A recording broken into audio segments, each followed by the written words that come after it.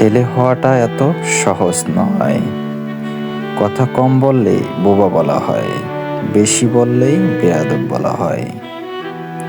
মেয়েদের সাথে কথা না বললে ইগো বলা হয়, মেয়েদের সাথে হাসি মুখে কথা বললেই ছেলেটির নিয়ত ভালো না। সহজেই বলে দেওয়া হয় ছেলে হওয়াটা এত সহজ নয়।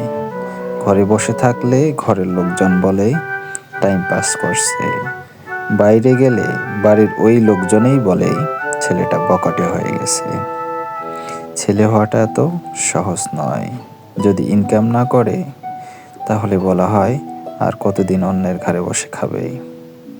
আর যদি ইনকাম করে, নিজের টাকায় নিজের শখ পূরণ করে, তাহলে বলা হয় টাকার অহংকার দেখাচ্ছে।